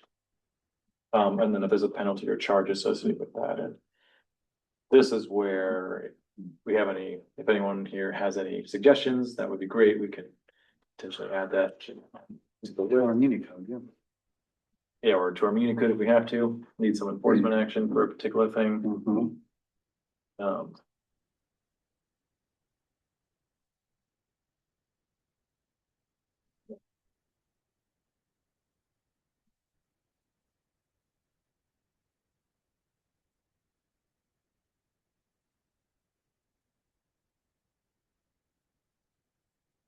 And so some of these don't kick in until we get to a certain stage. And then some of them, and all of them, some of them will say just like, for example, I'm looking at one that says just stage 3. That only says that because at stage 4, a different restriction kicks in with those same parameters. So for example, limit outdoor landscape irrigation to specific days. Stage 3 has a specific day, time, total amount and schedule. But at stage 4, that's going to change. The ones that say stage 3, 4, 5, and 6, that applies from that stage all the way to the end. Without modification, as the stages get more and more severe.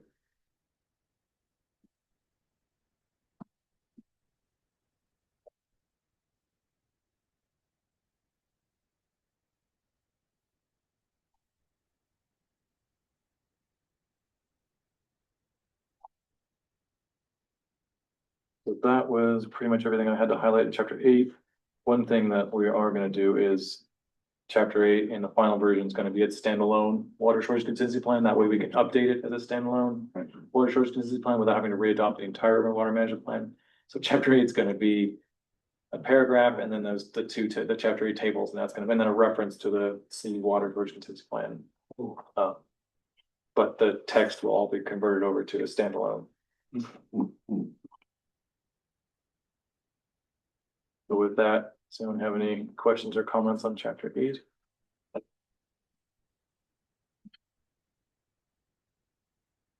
You have 10 minutes. One chapter to go. Chapter 9, I think we can do it in 10 minutes. Then we can if we need to. Okay. But we have to have a vote to do that. It's been a long meeting, so let's keep it a little shorter. All crowds for. Chapter 9, water conservation demand management measures, also known as water conservation. I was gonna read this long thing, but I think as a primary supplier for the community of Cambria, CCSD continues to aggressively promote water conservation to make the most efficient use of the existing total groundwater supplies. The section describes the CCSD's retail demand management measures and their implementation over the past 5 years, and plans conservation measures to ensure CCSD continues to meet or exceed water use goals. So in 9.1, we talk about the implementation over the last 5 years. A lot of this also references that in each measure, what we talk about, what we've done the past 5 years, current efforts, and then kind of structured it by management measure more than timeline. Are we still maintaining a points bank? Sort of. Nobody's there. Yeah, which I don't. I mean, do we use that when somebody remodels or anything? Well, we Or do retrofit points? retrofit, yeah, Retrofit on resale. points. You bet. Okay. Not when they well, for the points. Since the coastal commission's decision in November of 2023 that established that they don't feel like they have jurisdiction over how. What somebody does with their individual residence, we've we have not really been tracking the remodel points. However, if somebody came to us and said, I want to build using a grandfather, can you help me? Then we can say, well, okay, let's look at how many points we've accumulated.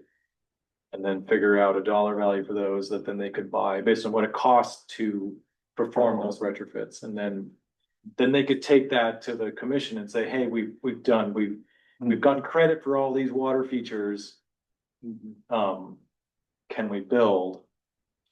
And leave it up to them, which is a risky proposition. I'm gonna say that right now. They may not, they rejected and all the money would have been all for naught, but for the remodels themselves, up to a house, 4 bedrooms, 4 bathrooms. We have not and don't plan on keeping track of retrofit points. Just as we've shown through data that a house of up to 4 bedrooms, 4 bathrooms uses the same as a house that's like just a 2 or 1 bedroom, 1 bathroom.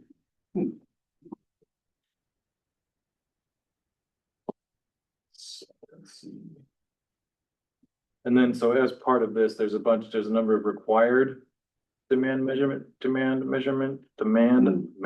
measures. Even I'm getting tired here. Those include, we've included paragraph headings for each of those. They include, they have to have a water waste prevention ordinance. We're supposed to meter our water consumption. You gotta, I'm curious about the conservation pricing. I may look into that since there's been some contention around that, but as far as I know, I think it's in the water code that we're supposed to have it. We're supposed to be describing how we would reach out to the public for water conservation information. Program is to assess and manage distribution of system real loss. So this is looking at our system water loss. What are we going to do about it? The water conservation program coordination and staffing, information on that. And then demand measurement measures mentioned in the other, which was kind of up to us as to what other management measures have we engaged in that we want to talk about in the urban water management plan. And with that, I'll go to the others section we can talk about. Okay, it's 3:54. How long do you think we need to extend the meeting for? Oh, and we've got to take public comments, so probably Yeah. some 15 minutes maybe. Yeah, I think just Okay, so can I have a motion to extend the meeting to 3:15? 4:15. Oh, I'm sorry, 4:15. We're beyond that. Who made the motion? In Arizona, it's on. And can I have a second? Second it. Okay. Okay, so, okay. Jim, Yes, aye. Don? Aye. Mark? Jim, okay, so unanimously, we're gonna extend to 3:15. Thank you. 4:50. 4:15. Well, I'm looking at this and it says 3:50. Sorry, 4:15. Okay, so we're looking at the other demand management measures. So these are the ones that are kind of unique to us that we felt like we should mention because we already do a lot of them. We're gonna look into the feasibility of doing the other ones that we don't do already. So we have a retrofit bond resale, retrofit bond remodel program. That's continue that as a demand management, getting recently sold and recently remodeled houses up to current water code. We have a cistern requirement for when you build or remodel on a parcel greater than 8,000 square feet. Supposed to install 3,000 gallon minimum cistern with the rainwater catchment and separate non-potable distribution system for the yard. That's a requirement. During stage 2 and higher, we offer water efficiency walkthrough program. We have a water efficiency walkthrough program where we will go to anyone who wishes into their house, take a look at their Evaluate all the pictures. exactly their water conservation and we're how they might be able to reduce their water bill. And we have in the past offered rebates for various forms of smart water systems. So we put one in there as a little bit of a catch-all for the possibility of offering that in the future based on what we determine would be an appropriate cost benefit. And then water saving devices. So we'll give away water saving devices and during stage 3 or higher, we'll have our farmers market booth where we give them away. Nowadays, if someone wants one, they'll have to come to the wastewater plant or schedule a time to meet. But we still offer those even though we don't are actively advertising it quite as much. Yeah, and that's a lower flow shower head or the push button shut off on the shower arm that you can do. So the lather up or soap up feature button and stuff like that. So we still have quite a few of those on hand. So when we do, I'm not sure if we'll get there this year with this late rain, but as we progress through the drought stages, yeah, that's when we'll engage in public outreach. On every other Friday at farmers market, we'll do the giveaways and then of course advocate for conservation. Describe how we can offer or, help conserve residentially or commercially. And then along with that, the large landscape surveys and water use efficiency consultation for large landscapes. That's something we're looking to engage in as well. The high efficiency washing machine rebate program, I think we had one back in 2019. I know that other CSDs have had these programs with slightly larger water resources than us, so it's maybe time for us to look at Excuse me. at least doing a cost benefit analysis for such a program for ourselves. And as well as offering water walkthroughs for commercial, industrial, and institutional properties. That includes chapter 9.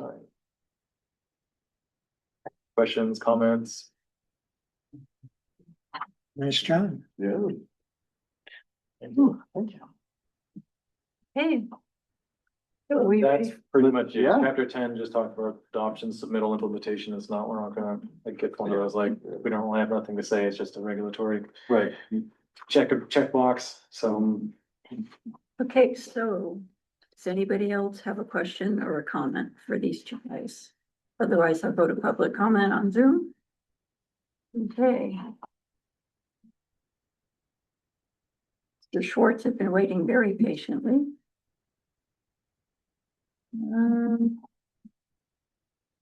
I lost your hand here. You got it.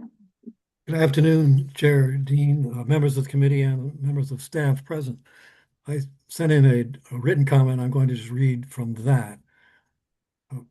This draft 2025 Urban Water Management Plan is an impressive and well-written document.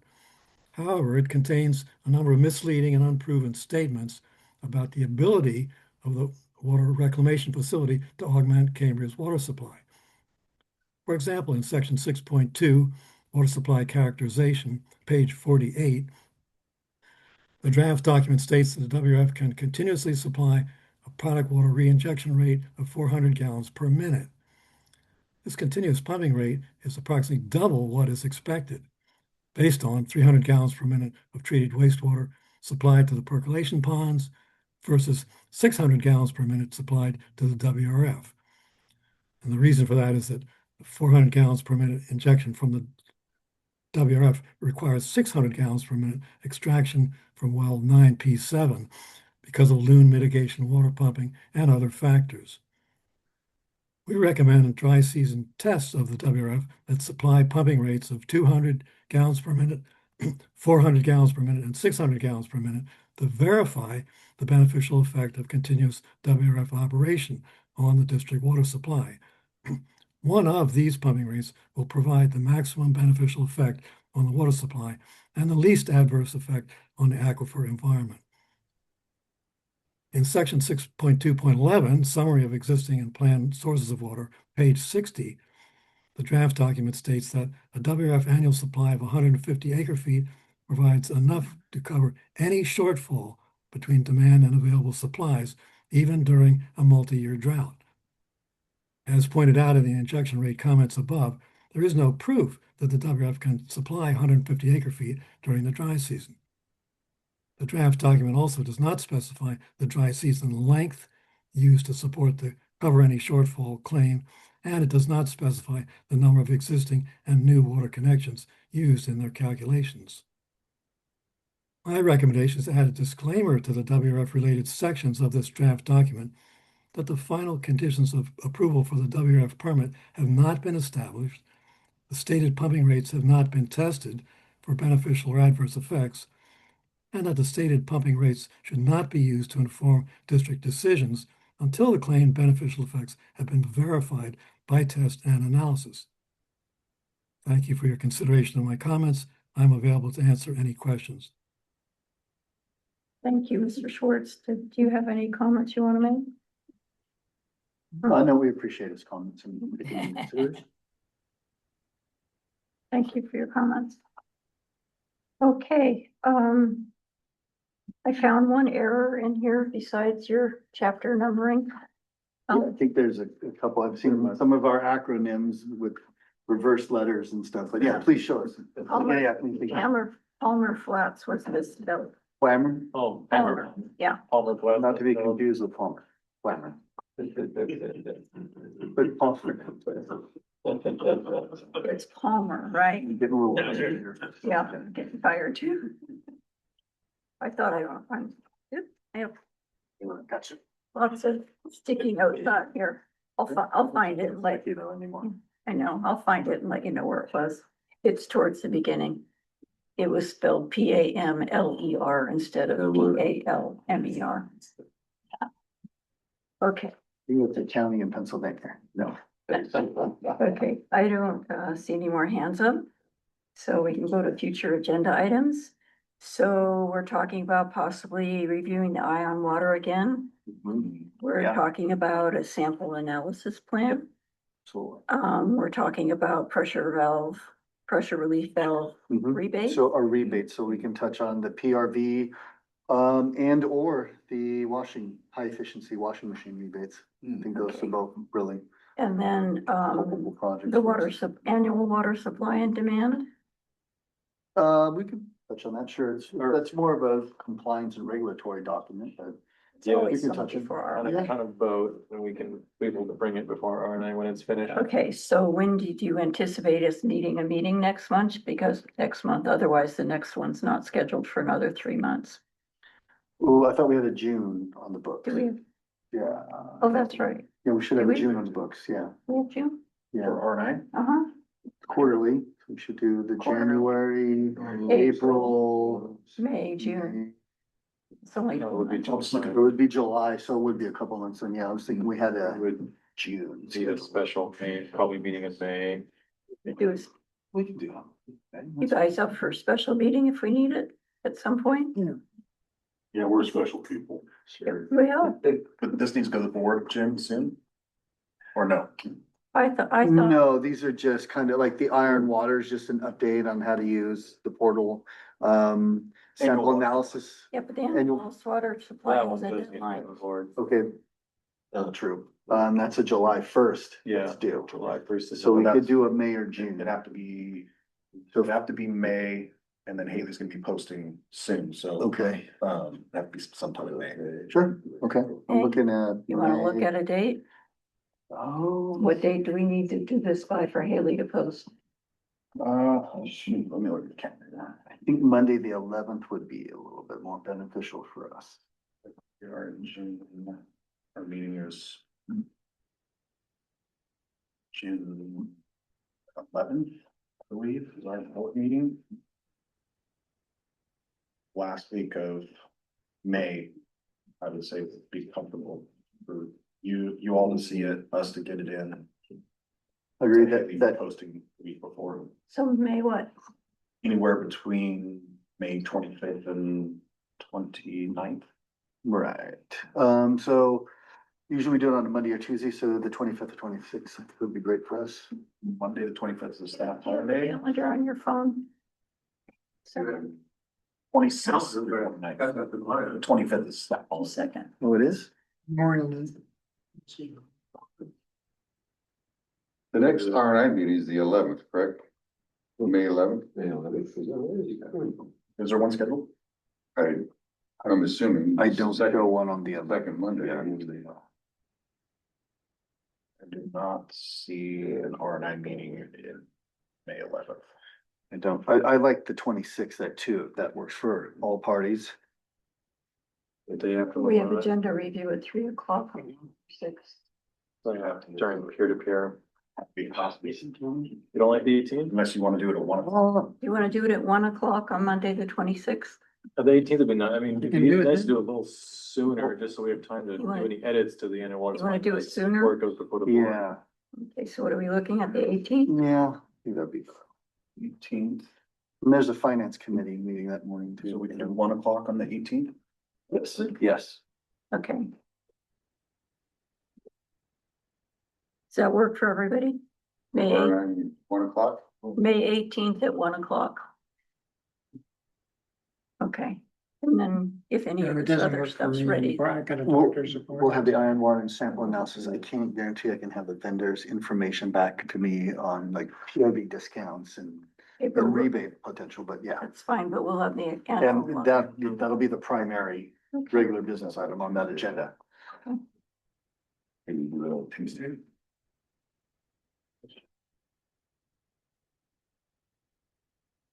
Yeah. I'm open Yeah. Tuesday, and then Wednesday, I got another doctor's. Monday, the 18th, still okay? On 1 o'clock. Jim has got a problem on the 18th. What time's your appointment, Jim? The long-standing one at, from 10 to 11. But you could be here by 1 o'clock.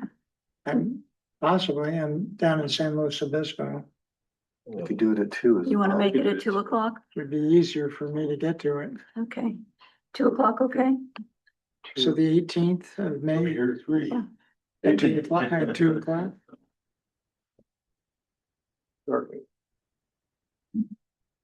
Okay, I have a conflict at 3, but we should be done at Kirby?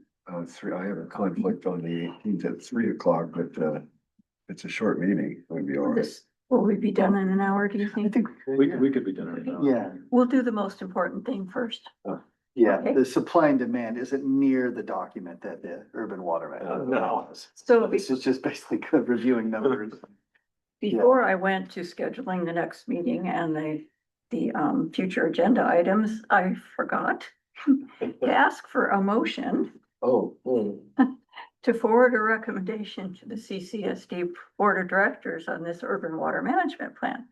So may I have a motion? Yeah, I think we should definitely do that. Okay, may I have a second? I'll say.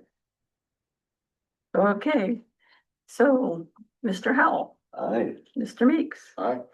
Mr. Seaver, Aye. Mr. Webb, sorry, I'm tired.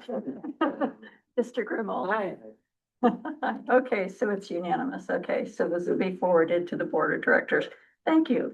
And it is 4:09, and I'm gonna adjourn this meeting if nobody has. No? Okay. Thanks, everyone.